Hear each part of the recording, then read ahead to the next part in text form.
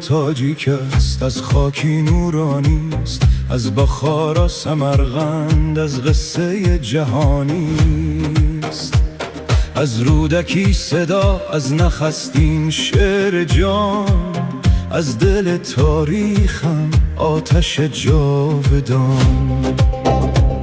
فردوسی نوشت نام ما را با قلم، شاهنامه زنده کرد ملت و عالم. از ابن سینا المخر در خون، از نور دانش شدیم معروف جهان. ما از گذشتاییم، ما ریشه زمان، ما فرزند یک دار.